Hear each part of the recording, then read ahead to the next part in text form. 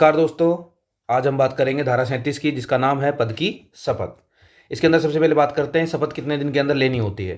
तो नगर पालिका की जैसे ही पहली बैठक होती है, उस बैठक से 1 माह के अंदर हमें क्या करना होता है, पद की शपथ लेना अनिवार्य होता है, कंपलसरी है। इसमें कुछ जगह छूट दी गई है, किन किन को दे रखी है देखो।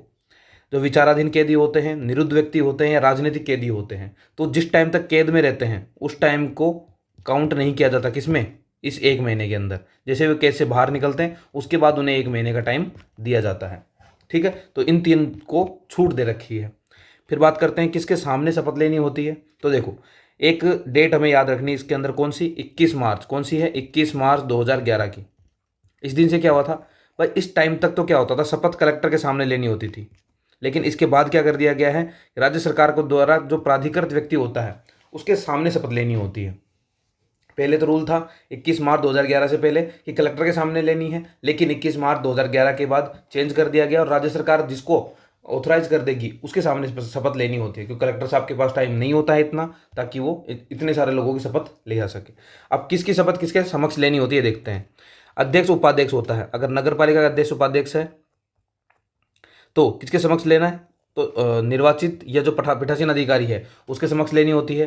जो सभापति उपसभापति होते हैं वो भी पीठासीन अधिकारी के समक्ष लेते हैं। जो महापौर और उप महापौर होते हैं, ये याद रखने हैं हमें, ये किनके सामने लेते हैं? कलेक्टर साहब के सामने लेते हैं। इनकी कहाँ होती है? कलेक्टर साहब के समक्ष क्या होती है? शपथ ग्रहण की जाती है। फिर आ जाओ पार्षदों पे। नगर पालिका के पार्षद है वो पीठासीन अधिकारी के सामने लेते हैं। नगर परिषद वाले पीठासीन अधिकारी के सामने लेते हैं। लेकिन नगर निगम वाले किसके सामने लेते हैं?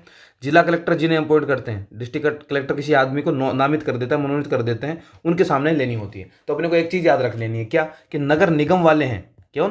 नगर निगम वाले, चाहे अध्यक्ष हो चाहे पार्षद हो, वो किसके सामने लेंगे? डिस्ट्रिक्ट कलेक्टर के सामने। बाकी जितने भी नगर पालिका के हों चाहे नगर परिषद के हों, वो किसके समक्ष लेते हैं? पीठासीन अधिकारी के समक्ष शपथ ग्रहण करते हैं। आगे समझ में एक बार रिकेप करा देता हूँ। धारा 37 क्या है? पद की शपथ बैठक से 1 महीने के अंदर लेनी होती है। 3 लोगों को छोटा विचाराधीन कैदी हो, निरुद्ध व्यक्ति हो या राजनीतिक कैदी हो। टाइम कौन से? डेट याद रखनी है, कौन सी? 21 मार्च 2011 वाली। इससे पहले कलेक्टर साहब के सामने लेनी होती थी, इसके बाद राज्य सरकार द्वारा प्राधिकृत व्यक्ति के सामने लेनी होती है। फिर नगर निगम वाले मामले के अंदर डिस्ट्रिक्ट कलेक्टर के सामने लेनी होती है, जबकि बाकी नगर पालिका और नगर परिषद के मामले में हमें किसके समक्ष लेनी होती है? निर्वाचित या फिर पीठासीन अधिकारी के समक्ष लेनी होती है। आ गया होगा समझ में? ठीक है, धन्यवाद।